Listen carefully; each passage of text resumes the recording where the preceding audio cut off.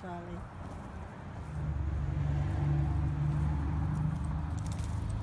Is that nice, is it? What are you doing, you silly Nana?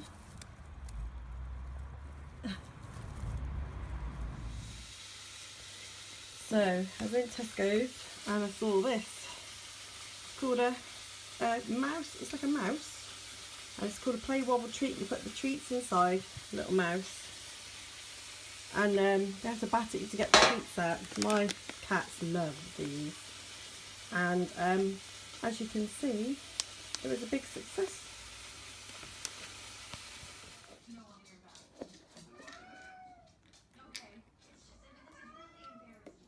Darling.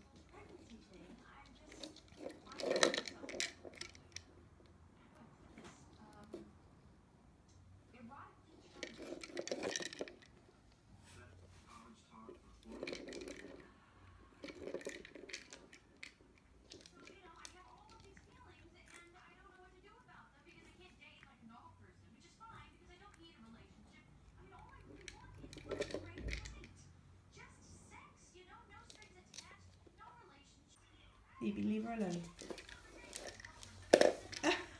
She lifted that up then with her claw.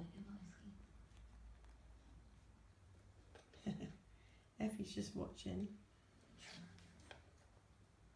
You've got to learn off Tris, Effie.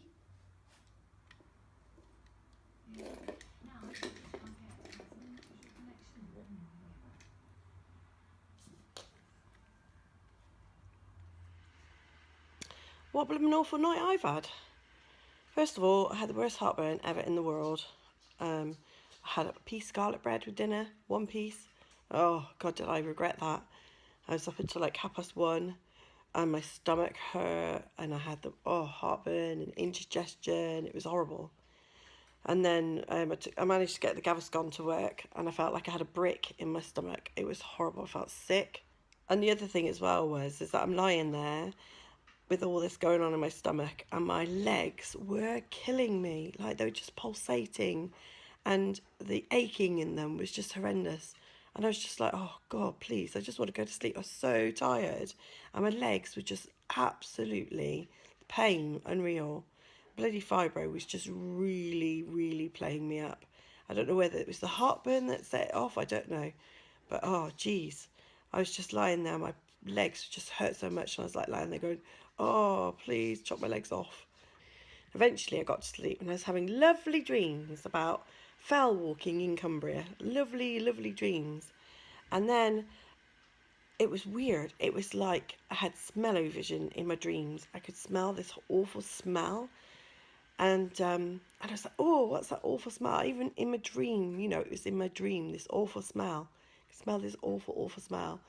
And finally, my brain like woke me up going, no, that smells real that you could smell. Wake up, you silly woman. So I woke up and I lay there for a minute going, oh, what's that awful smell? It's like, and then I was like, it clicked in my head because also I was half asleep. And I was like, I think the dogs have crapped in the bedroom. It's like, oh my God. So I guess I actually said out loud, is that dog poo I can smell? And my husband like has woken up more or less the same time as me. He's like going, I don't know, but it smells awful. And so I put my light on, my phone, and shined it down the bed. And lo and behold, was a giant dog turd by the door. And I was like, oh my God, my dogs never have accidents. I have to say, they're always really good and they never poop or wee in the house unless there's something wrong or whatever upsets stomach or, you know, they literally got caught short or whatever. And it was a ginormous poop. And so I knew straight away who the culprit was because it was Phoebe, because Fred is the tiniest little poops in the whole world. So we knew it was Phoebe. So, and it was huge, and she obviously got a little bit of an upset tummy because some of it was normal and some of it wasn't. And obviously, you know, you can't shout at her, bless her little heart. She obviously had a little tummy ache. So I'm running back and forwards with the tissues to pick up the ginormous turd off the floor. And I've got like those antibacterial bathroom wipes in the bathroom. So I grabbed those when I finally cleaned all their poopy off of the floor and used antibacterial wipes to wipe all the floor down because I don't have carpets. And then I realised there was 2 little drops further into the bedroom after I cleaned up this ginormous poopy. So I was like, oh, for flipping hell's sake, I've forgotten those two bits. So I goes back, gets tissue, and I'm literally about 5 seconds from finishing cleaning it up. I was just literally doing the antibacterial bit when husband, who's been lying in bed watching this whole thing, goes, would you like me to do that? And I just kind of looked at him. Well, what's the point of that? I've already done it. Like, you lay there the whole time watching me go backwards and forwards with the tissue and cleaning it, huffing and puffing and swearing because, you know, dog poo smells disgusting. I was retching. I thought I was going to throw up. And he waits until literally the last 5 seconds to offer to help me clear it up. I was just like gobsmacked. I was like, what? You're having a laugh, aren't you? Oh, man, it's so funny. And I just like got the air freshener, sprayed it in the room. It's like, oh my God, it just smells so vile. Animal poop always smells so vile. And then I took the puppies downstairs for another wee and everything, because I thought maybe she has just got a really bad upset tummy. But it is unusual for her, because normally she will come and she will poke me with her nose or something when she wants to go poop. She didn't this time, which is really unusual. And then get up this morning, my stomach still feels really weird. And the moment I stand up to go to the toilet, I peed all down my legs. Hashtag joys of being incontinent. I was just like, great, that's just a fabulous start to the day. Pissing myself. Wonderful. Great day. Oh, so I hope that's not, you know, one of those boast to what it's going to be like all day, because I really could do with a better day than yesterday. Thank you very much. That would be fantabulous. Thank you. Look at these two taking advantage of the sun. That's very cute. Effie's been all like, oh, look at me, I'm having a sunbathe. Is that nice, Phoebe, in the sun? Oh, cute. So my neurosurgeon has rang me today. His name is Dr. Maru. He's from Bristol South Mead Urology Department. He's one of the senior fellows there. And he gave me the exciting news that he has finally had all my test results from Worcester, which, to be quite honest, I was expecting him to say, because it was actually me who rang Worcester and ensured that they were sent to him.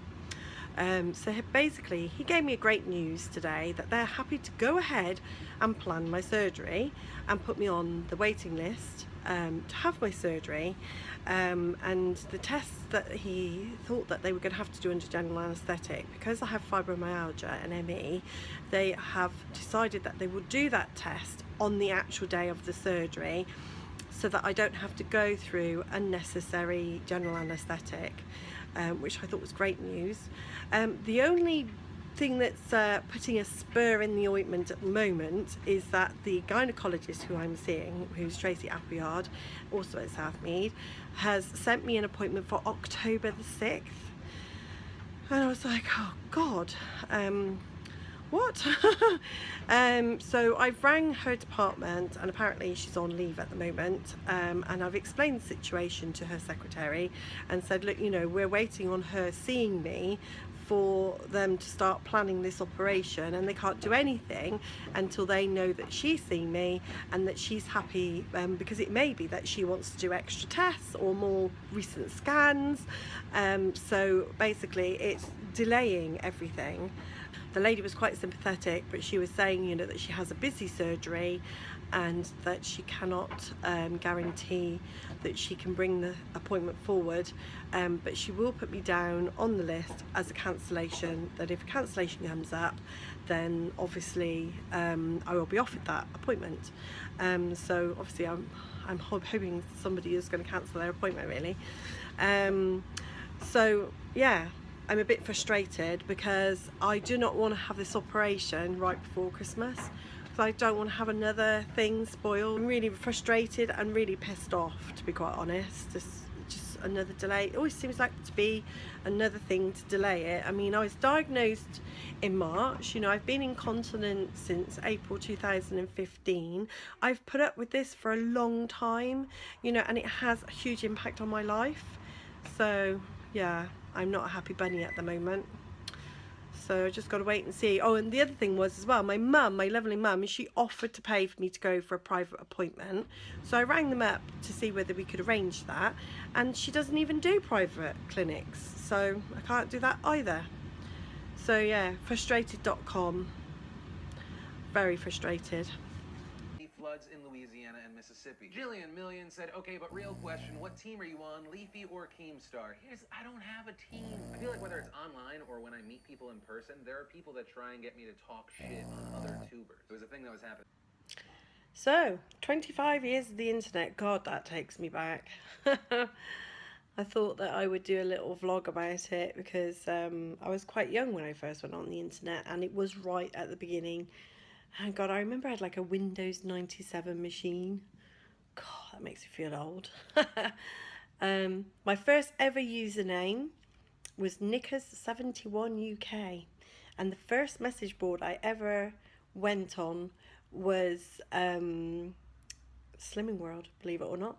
And also, I used to love Cheetah Chat. Can anyone remember Cheetah Chat? It used to use Yahoo as its chat client. And so you basically use Cheetah Chat to go on to Yahoo Chat, and then you go on to like groups that you would find amusing, I don't know. And I used to remember that me and my friend Monica, hello Monica, would drink rather a huge amount of vodka and fizzy pop. I don't know why it was fizzy pop, but quite often we would have strawberry aid with our vodka, and we would sit chatting on Cheetah Chat. And I still have my Yahoo ID today. I still have it 25 years later, and it was Pussy Galore 71. Now, it wasn't meant to be rude. It was actually in reference to James Bond, but for some reason people, you know, obviously the name, I mean, come on, Pussy Galore, seriously. So obviously I used to get a lot of attention with that name on Cheetah Chat. And me and Monica used to just have a right laugh. My husband would be on one of the computers. We just had so many computers. Well, he worked in computers, so we did have a lot of computers.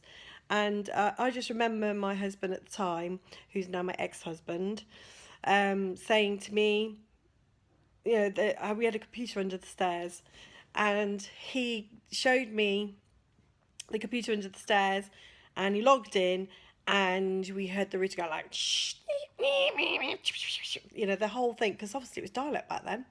And we used to think it was great that we had 125. Oh, it was awful. We had terrible internet. I mean, now we have like fibre and all that, you know, and back then it was dial-up, and we used to think it was great. We thought it was brilliant. Oh my goodness me. Anyway, I remember him saying, this is the World Wide Web. Have fun. And that was it. I think I was like 21, something like that. I'm 45 this year.